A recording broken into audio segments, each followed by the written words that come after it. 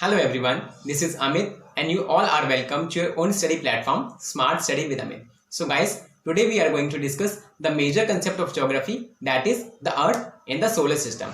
Yes, in this video we will study about the universe, planets, stars, the sun, the moon, etc. So guys, this video is going to be very helpful for you, and if you really like my videos, please share, subscribe and like my videos. And also press the bell icon so that you can get all the notifications.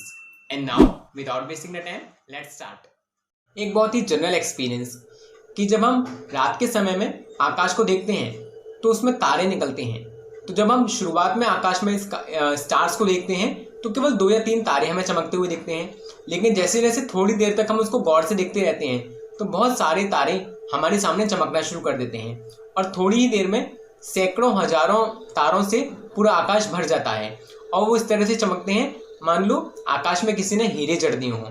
लेकिन आपने एक चीज़ गौर की होगी कि उसमें कुछ तारे बहुत हल्के चमकते हैं जब कुछ पूरी चमक के साथ चमकते हैं, और कुछ तारे ऐसे भी होते हैं जो चमकते नहीं हैं, वो केवल चंद्रमा की तरह एक ही स्थिति में सामने रहते हैं। जी हाँ, इसी प्रकार से तारों के साथ में हम आकाश में रात के समय चंद्रमा को भी देखते हैं, लेकिन हम जानते हैं कि चंद्रमा हमको हर दिन एक नाप का या एक साइज का दिखाई नहीं देता है।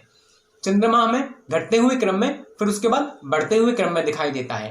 तो जब चंद्रमा घटते हुए जब छोटा हो जाता है और एक समय ऐसा आता है अमावस्या का जिस दिन हमें चंद्रमा दिखाई नहीं देता, इसको इंग्लिश में न्यू मून और हिंदी में अमावस्या का चांद कहते हैं। उसके बाद अगले 15 दिनों तक चंद्रमा के बढ़ने का सिलसिला शुरू हो जाता है और धीरे धीरे करके जब चंद्रमा छोटे से बड़े आकार का हो जाता है तो एक दिन वो पूर्ण चंद्र के रूप में हमें नजर आता है, जिसको हम फुल मून या पूर्णिमा कहते हैं। अब बात ये आती है कि रात के समय में इतने चमकने वाले ये सारे ऑब्जेक्ट्स दिन होते ही कहाँ चले जाते हैं। तो वास्तव में ये जाते कहीं नहीं हैं, परंतु सूर्य के प्रकाश के कारण ये हमको दिखाई नहीं देते हैं। कई बार हमने ये तो देखा है कि चंद्रमा और सूर्य तो सुबह के समय हमें एक साथ दिखते हैं, किंतु तारे दिखाई नहीं देते हैं क्योंकि सूर्य का प्रकाश इतना तेज होता है कि इसके कारण ये बाकी जो दूसरे ऑब्जेक्ट्स होते हैं वो छिप जाते हैं, नजर नहीं आते हैं, इनका प्रकाश धुंधला पड़ जाता है। तो अब ये जितने भी आकाशीय पिंड या ऑब्जेक्ट हैं, सूर्य, चंद्रमा, उपग्रह, नक्षत्र, इन सबको वास्तव में क्या कहा जाता है? तो भूगोल की भाषा में इनको सेलेस्टियल बॉडी या खगोलीय पिंड कहा जाता है। सेलेस्टियल बॉडी यानी कि खगोलीय पिंड। खगोलीय पिंड आकाश में चमकने वाले वे सभी तारे, सूर्य, चंद्रमा और उपग्रह हैं जो किसी न किसी रूप में हमें नजर आते हैं। इंग्लिश में all those objects shining in the sky are called celestial body, यानी कि रात्रि के समय चमकने वाले सभी आकाशीय पिंड खगोलीय पिंड कहलाते हैं, जिसमें सूर्य, चंद्रमा, तारे, ग्रह, उपग्रह सभी को शामिल किया जाता है। अब बात करते हैं तारों की। आकाशीय पिंडों में या खगोलीय पिंड में सबसे मुख्य स्थान है तारों का, क्योंकि रात्रि के समय में जब हम आंख उठाकर अंतरिक्ष की तरफ देखते हैं तो सबसे पहले जो हमें नजर आते हैं वो होते हैं तारे। तो तारा किसे कहते हैं? इंग्लिश में इसको स्टार बोला जाता है। अब बात करें इसकी, तो तारे वे आकाशीय पिंड हैं जो काफी बड़े होते हैं, इनके अंदर गैस होती हैं और हीट और लाइट से बने होते हैं, यानी कि वे खगोलीय पिंड जो साइज में काफी बड़े हैं, गैस के बने हैं और इनके पास अपना प्रकाश और ऊष्मा होती है। इसके कारण से उसी प्रकाश और ऊष्मा को एमिट यानी कि उत्सर्जित करते हैं, इनको हम तारा बोलते हैं। अब ये बातें कहीं ना कहीं हमारे सूर्य के अंदर विद्यमान है, क्योंकि हम जानते हैं कि सूर्य भी हमारा हाइड्रोजन और हीलियम गैस से बना है। इसके पास अपनी खुद की हीट और लाइट है और वास्तव में सूर्य की हीट और लाइट से ही पृथ्वी भी प्रकाशमान होती है। तो सूर्य भी एक तारा है और हम जानते हैं कि सूर्य भी स्थित है, स्टेशनरी ऑब्जेक्ट है, इसलिए सूर्य भी एक तारा है। लेकिन अब बात आती है कि बाकी तारे हमें काफी छोटे दिखते हैं जबकि सूर्य हमें साइज में काफी बड़ा दिखता है। तो इसका आंसर है कि सूर्य हमारे नजदीक है जबकि बाकी तारे हमारी पृथ्वी से काफी दूर की परिस्थिति हैं। जो वस्तु हम जानते हैं दूर की होगी वो हमें छोटी दिखाई देगी और जो वस्तु हमारे नजदीक की होगी वो हमको साइज में बड़ी दिखाई देगी। हम लोगों ने अवश्य ही आकाश में उड़ता हुआ वायुयान तो देखा ही होगा, तो जो दूर का वायुयान होता है वो हमें काफी छोटा दिखता है, जबकि वही वायुयान अगर हम अपने सामने खड़ा हुआ देखेंगे तो उसका साइज काफी बड़ा होगा। यही हाल कुछ तारों का और सूर्य का है, क्योंकि सूर्य हमारी पृथ्वी से काफी नजदीकी पर स्थित है, इसलिए हमको साइज में बड़ा दिखता है, जबकि कुछ तारे आकार में सूर्य से भी बड़े हैं लेकिन वो हमसे बहुत दूर स्थित हैं, इसलिए उनकी लाइट और हीट हम तक नहीं पहुंच पाती और हमको वो बहुत छोटे, टिमटिमाते या चमकते हुए नजर आते हैं। अब बात करते हैं नक्षत्र यानी कि कॉन्स्टेलेशंस की। तो नक्षत्र मंडल या कॉन्स्टेलेशंस किसे कहते हैं? तो आकाश में कुछ तारे समूह में आकर एक विशेष आकृति का निर्माण करते हैं और ये विशेष आकृतियां ही नक्षत्र मंडल या कॉन्स्टेलेशंस कहलाती हैं। तो कॉन्स्टेलेशन किसे कहते हैं? इंग्लिश में the group of stars which form different shapes in the sky are called constellations. यानी कि तारों के द्वारा बनाए गए अलग अलग समूह जिससे किसी न किसी विशेष आकृति का निर्माण होता है, उनको हम नक्षत्र मंडल कहते हैं। अब इन सभी में सबसे मुख्य नक्षत्र मंडल है जिसको हम हिंदी में सप्तर्षि यानी कि सप्तऋषि और इंग्लिश में बिग बियर या उर्सा मेजर कहते हैं। इसको बिग बियर इसलिए बोला गया क्योंकि सप्तऋषि के तारों में अगर काल्पनिक रेखा की तरह हम इसको मिलाने का प्रयास करें तो हमें एक बड़े भालू जैसी आकृति प्राप्त होती है। इसी प्रकार आकाश में बहुत अलग अलग प्रकार के नक्षत्र मंडल हैं जिसको हिंदी में हम राशियां कहते हैं।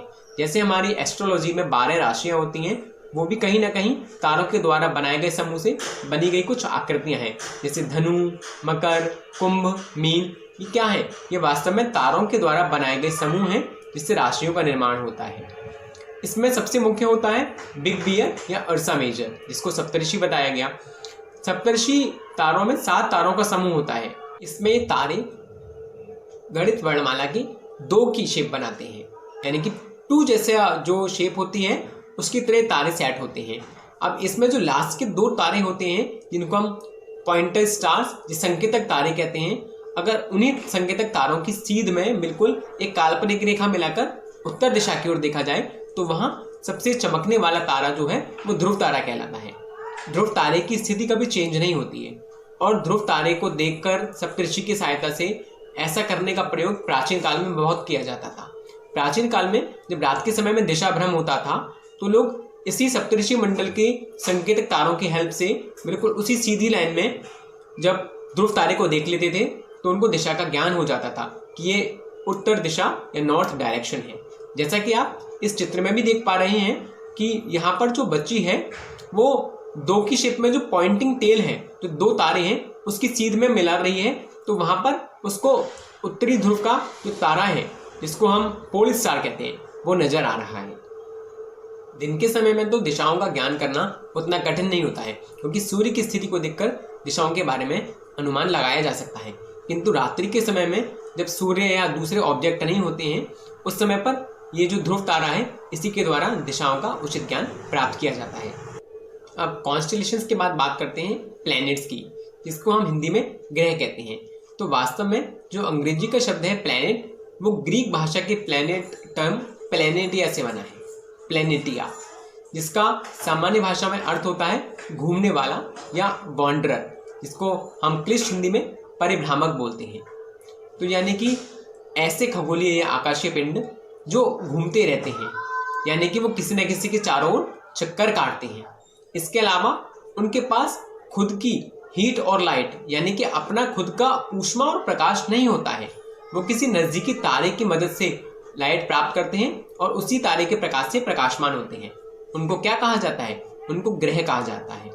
तो जैसे हमारी पृथ्वी है, ये भी एक ग्रह है क्योंकि हम जानते हैं कि हमारी पृथ्वी सूर्य के चारों ओर चक्कर लगाती है। तो पहली पहचान होगी ग्रह की कि वो घूमने वाले होते हैं। अब दूसरी बात करें तो दूसरी है कि उसके पास अपना खुद का लाइट और हीट नहीं है। हमारी पृथ्वी के पास अपना स्वयं का प्रकाश और ऊष्मा नहीं है। वो सूर्य के प्रकाश को लेती है और उसी से इस पर दिन होता है और उसी के प्रकाश से प्रकाशमान होती है। तो ये भी एक ग्रहों की पहचान है। तो पृथ्वी समेत सौर मंडल के कुल 8 ग्रह होते हैं। इन 8 ग्रहों के सूर्य से दूरी के आधार पर जो नाम है वो बुध, शुक्र, पृथ्वी, मंगल, बृहस्पति, शनि, अरुण और वरुण। इंग्लिश में सन से डिस्टेंस के बिहाव पर ये जो नाम है वो है मरकरी, वीनस, अर्थ, मार्स, जुपिटर, सैटर्न, यूरेनस और नेपच्यून। ये 8 ग्रहों को मिला के जो बनता है वो है हमारा सौर मंडल। जी हाँ, उसको हम इंग्लिश में सोलर सिस्टम भी कहते हैं। अब हम सोलर सिस्टम के बारे में डिस्कशन करते हैं। तो जैसा कि इसका नाम है सोलर सिस्टम यानी कि सौर मंडल, यानी कि वो सूर्य का एक मंडल है, सूर्य का क्या है, परिवार है, और सूर्य इस परिवार का मुखिया होता है, यानी कि हेड ऑफ द फैमिली होता है। सूर्य बीच में स्थित रहता है और बाकी सारे जो ग्रह होते हैं वो इसके चारों ओर चक्कर लगा रहे हैं।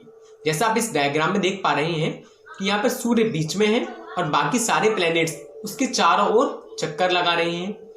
अब सूर्य को ही इसमें बीच में क्यों रखा गया है?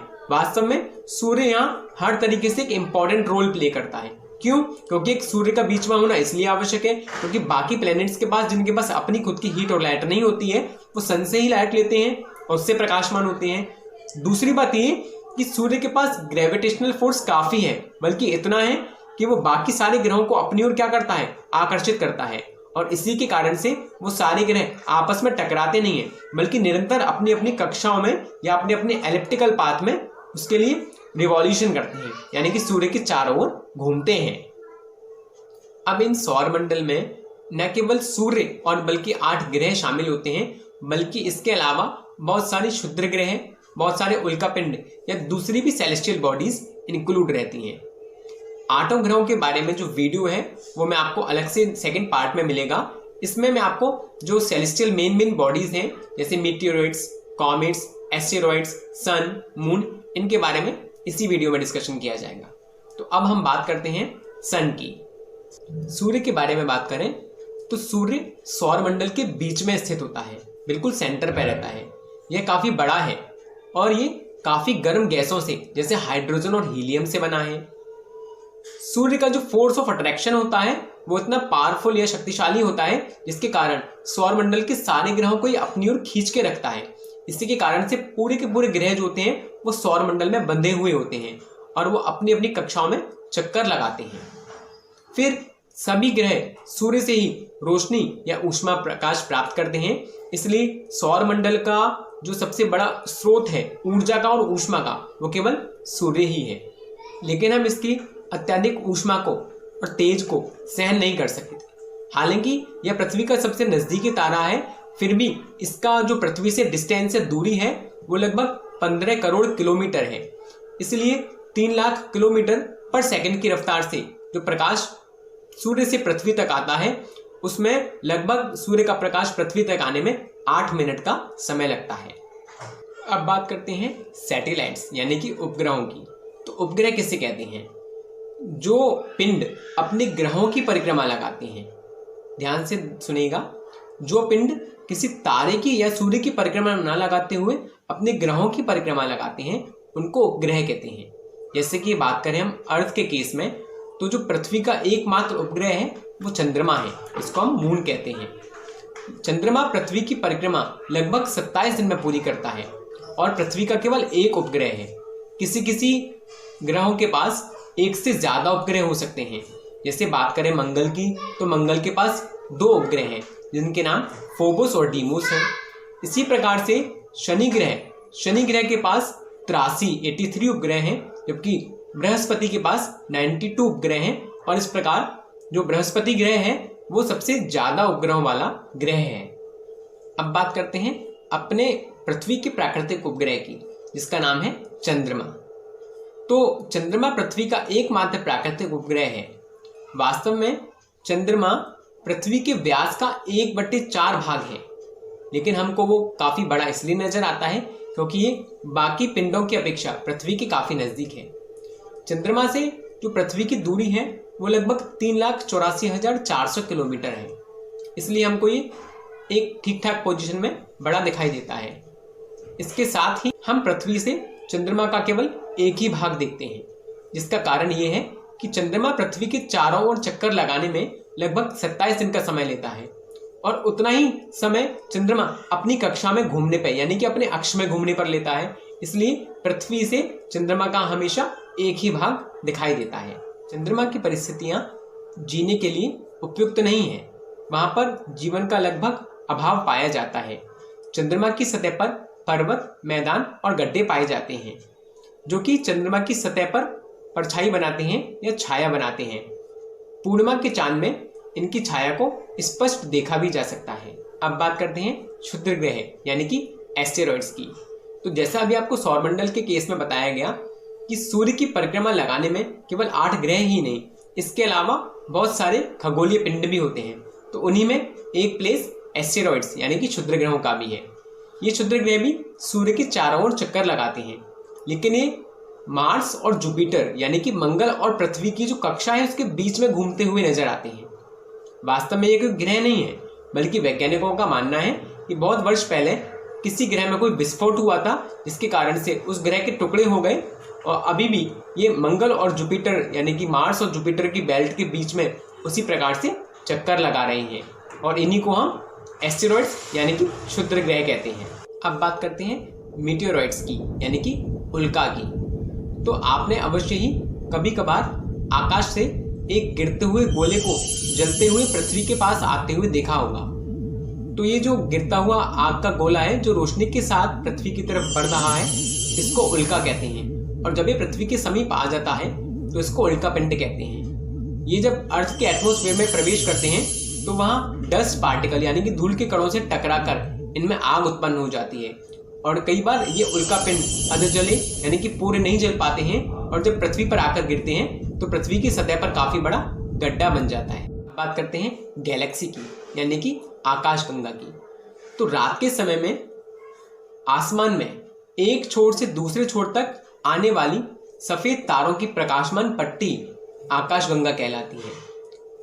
प्राचीन भारत में हमारे यहाँ इस सफेद प्रकाश की पट्टी को एक प्रकाश से भरी हुई नदी के रूप में देखा जाता था, इसलिए इसका नाम आकाशगंगा रखा गया। वास्तव में आकाशगंगा बहुत अनगिनत तारों की, धूल की, गैस की एक ऐसी सिस्टम है, एक ऐसी प्रणाली है जो किसी जगह की गैलेक्सी का निर्माण करती है। इसी प्रकार से हमारे पूरे यूनिवर्स में, ब्रह्मांड में लाखों करोड़ों आकाशगंगाएं हैं। तो अब आप अनुमान लगा सकते हैं कि ये तो केवल हमारी गैलेक्सी है, और हमारी गैलेक्सी का सोलर सिस्टम है, उसी के सन है, उसी के मून है, उसी के प्लैनेट्स हैं, और बाकी जो सेलेस्टियल बॉडीज हैं वो उसी की हैं। तो ब्रह्मांड में हमारा स्थान कितना सा होगा? ब्रह्मांड की विशालता की कल्पना करना भी बहुत कठिन है, क्योंकि वैज्ञानिक लोग कब से इस कार्य में लगे हुए हैं, लेकिन अभी तक वो उसमें सफल नहीं हो पाए हैं। हमें सभी जानते हैं कि आप, हम सभी लोग इस ब्रह्मांड का हिस्सा हैं, लेकिन ये ब्रह्मांड कितना बड़ा है इसके बारे में हम अंदाजा नहीं लगा सकते। जैसे हम देखें कि आप इस ब्रह्मांड का हिस्सा हैं, आप पृथ्वी पर रह रहे हैं। पृथ्वी एक सौरमंडल में है, सौरमंडल भी एक गैलेक्सी यानी कि आकाशगंगा में है, और ऐसी ही आकाशगंगाएं न जाने कितनी ही हमारे ब्रह्मांड में इधर उधर स्थापित हैं। तो इस प्रकार से हम जानते हैं कि ब्रह्मांड अथाह है, विशाल है। आई होप कि आपको ये सारा कंसेप्ट अच्छे से समझ में आया होगा। आपको ये वीडियो कैसा लगा मुझे कमेंट सेक्शन में कमेंट करके जरूर बताइएगा। साथ ही अगर आपको वीडियो पसंद आया हो तो मेरे चैनल को ज़्यादा से ज़्यादा लाइक, शेयर और सब्सक्राइब कीजिए। साथ ही बेल आइकन को भी प्रेस कीजिएगा ताकि मेरे आने वाली वीडियोस की नोटिफिकेशंस आपको मिल जाएं। और इस वीडियो के सेकंड पार्ट में मैं सभी ग्रहों के बारे में आपको डिटेल में बताऊंगा, तो उस वीडियो को भी जरूर देखिएगा। तब तक के लिए नमस्कार।